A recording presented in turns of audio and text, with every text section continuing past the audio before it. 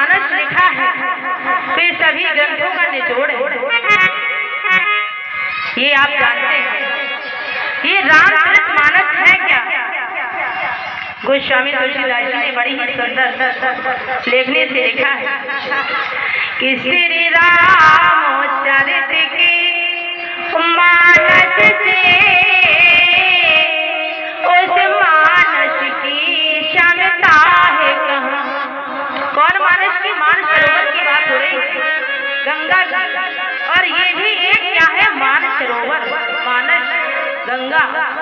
कि श्री रामचरित के मानस से उस मानस की समता है कहाँ।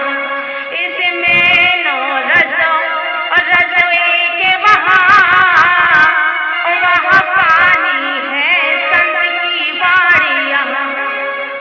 और आप जाते होंगे गंगा नहाने तो क्या है कि वहाँ डूबता जो मर जाता वहीं, और यहाँ डूबता जो तर जाता यहीं, और यहाँ डूबता जो तर जाता यहीं।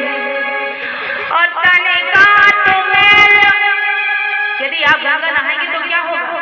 तन का मैल धुलेगा। कि तन का धुलता है यहाँ, मन का तो मैल धुलता है यहाँ, मन का तो मैल धुलता है यहाँ। ऐसे मानस, ये राम जी की कथा साधारण कथा नहीं है। राम जी की कथा तो अमृत है, अमृत। जिसको रसपान कर लेता है वो जीवन मरण से मुक्त हो जाता है। एक बार नारद जी माता पार्वती के पास पहुंचे और कहा कि माता एक बात समझ में नहीं आ रही। कहा क्या बात है नारद?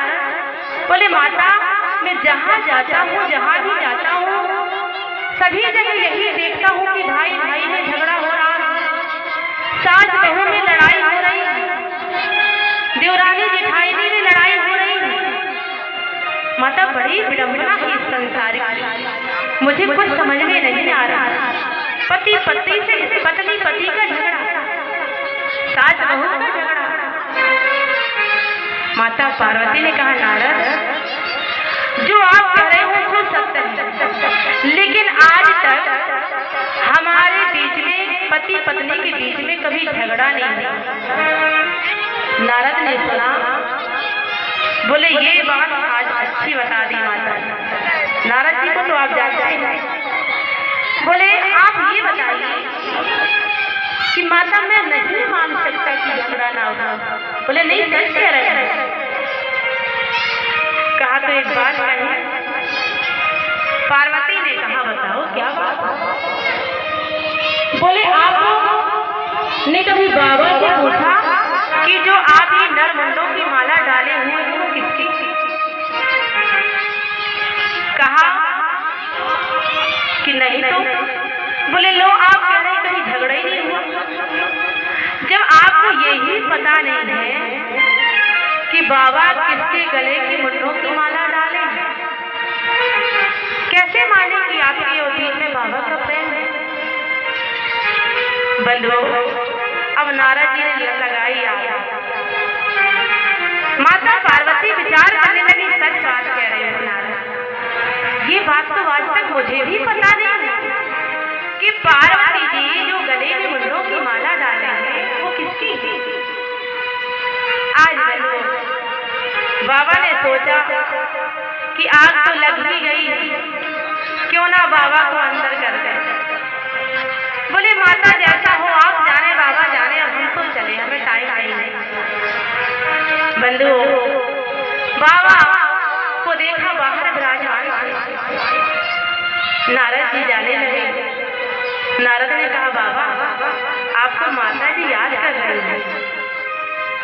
आज बाबा बोले नारद माता जी याद कर रही है। बाबा समझ गए कोई ना कोई बात जरूर है। आज बंधु जैसे ही आज बाबा को